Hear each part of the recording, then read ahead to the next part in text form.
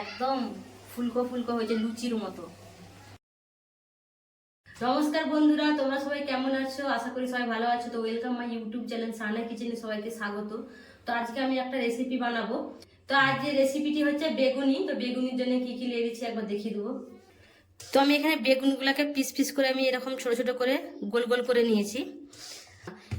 এতে আছে বেসন, আর এখানে আছে চাল গুঁড়ি, আর এটা হলুদ গুঁড়া, লঙ্কা গুঁড়া, আর এটা হচ্ছে খাবার সোঁটা, আর নুন, আর এখানে পানি, আর ভাজার জন্য তেল। তো বেসনটা আমি ফাটবো। তো আমি এখানে বেসন ঢেলে দিচ্ছি। তো আমি এগুলো একটু ভেঙে নেব।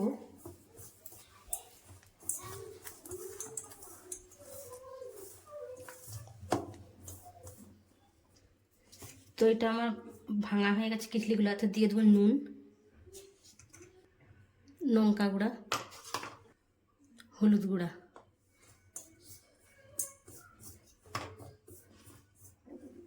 তো এটা পানি দিয়ে আমি ভালো করে এটা মাখাবো। একটু একটু দেবো, কারণ বেশি ঢেলে দিলে পাতলা হয়ে যাওয়ার চান্স রয়েছে।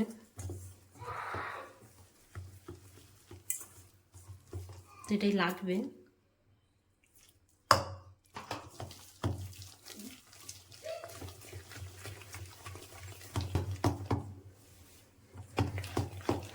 তো এটাকে আমি ভালো করে ফাটবো আমি।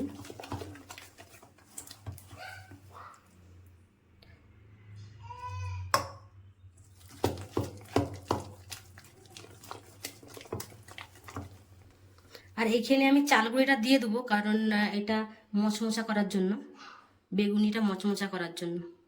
তো একটু পরিমাণ মতো দেবো, বেশি দেওয়ার দরকার নেই।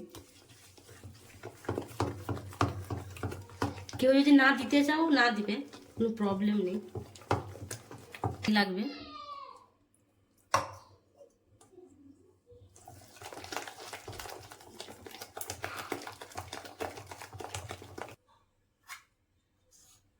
তো আমি খাবার সোডাটা একটু দিয়ে দেবো।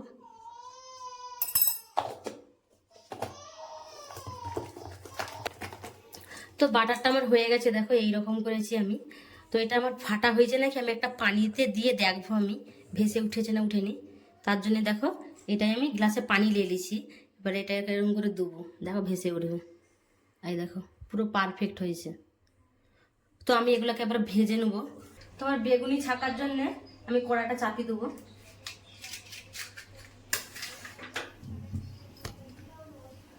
কড়াটা গরম হলে তেল দেবো তাতে। তো কড়াটা আমার গরম হয়ে গেছে, আমি তেল ঢেলে দেবো এতে। তেলটা গরম হোক, বন্ধ করে। আমার গরম হয়ে গেছে, আমি এবারে বেগুনিগুলো ছেড়ে দেবো এতে।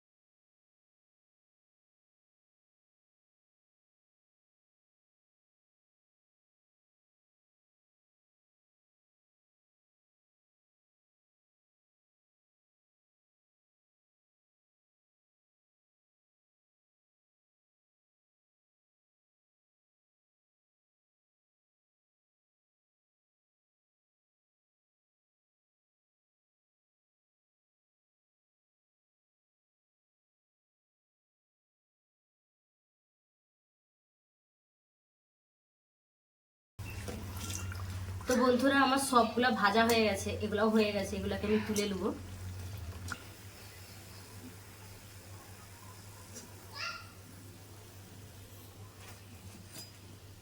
এই দেখো গরম গরম বেগুনি, যে খাবে সে চলে আসবে আমাদের ঘরকে। একদম ফুলকো ফুলকো হয়েছে লুচির মতো। তো বন্ধুরা আমার গরম গরম তৈরি হয়ে গেছে বেগুনি। তো আমি ভিডিওটা এখানে শেষ করলাম। তোমরা ঘরে ট্রাই করে দেখতে পারো কেমন হয়েছে, কমেন্ট করে জানাবে কেমন হয়েছে। আরো নতুন নতুন রেসিপি পাওয়ার জন্য আমার চ্যানেলটাকে সাবস্ক্রাইব করে দিবে আর লাইক কমেন্ট শেয়ার করে দিও। আজকের মতো এখানেই সমাপ্ত। টাটা, বাই বাই, সবাই ভালো থেকো, সুস্থ থেকো।